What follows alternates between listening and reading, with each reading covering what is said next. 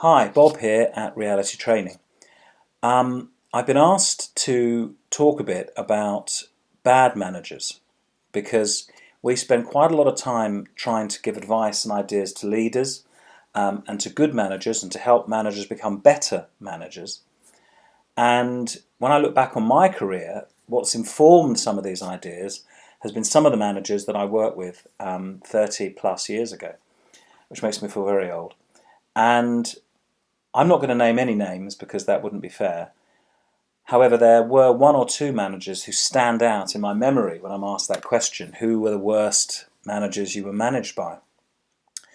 And if I'm being kind, I would say that these people were simply out of their depth. They had had no training, no development in how to be a good manager, and I think management development at that point wasn't particularly well formed anyway.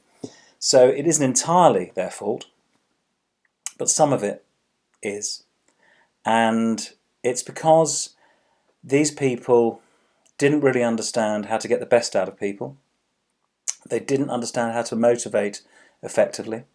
They didn't understand how to be inspirational, which I think is pretty important. And also, all they did was take what they had had from their previous managers and pass it on and think, yeah, that's how to manage.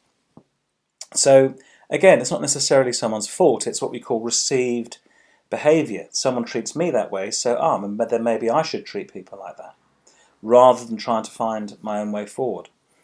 And if I think about those people now, I'm sure they don't manage like that anymore if they're still working. However, it's interesting that the knock-on effect of those decisions, those different types of management behaviour, were significant. They were significant in lots of ways. And I'm just going to give you one example. One particular manager made a number of decisions that I profoundly disagreed with, to the point where I decided I would have to leave that job. And for various reasons, it took me nearly a year to find a new job. It was just a tough time.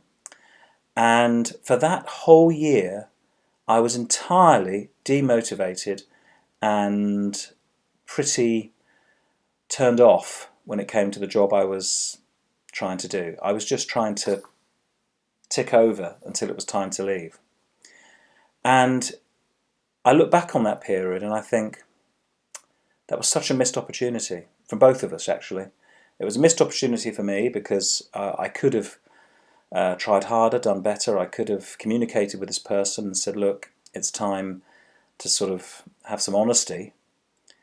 But it was also an opportunity for that person to have said, I realise this is a difficult period for you, and let's see if we can give you some help or give you some development or help you in some other form. And what you're doing, sadly, is you're just trying to walk this very fine line of just staying in employment up until the point when it comes for you to leave. And I think a lot of managers miss that. They forget that the effects of their decisions will then be knocked on, and at some point that person will leave, and when they leave it may feel like it's nothing to do with you, but actually it stems from that poor decision that you made. And I think that is a really important lesson in management, because we want to motivate people, but we can very easily demotivate them, and that can have serious effects for the wider business. And imagine if you've got 4 or 5 people feeling like that in a team, that's a reason for very poor performance. Not the market, not a bad month. It's because you've got a load of people who are utterly demotivated, spending their energy looking for other jobs rather than doing theirs. And I think managers should consider that. Anyway, that's just one experience. I may have more of these in time to come, because I'm writing some more stuff about my past career. But in the meantime, consider that, and there'll be more from us in due course. Bob here, Reality Training.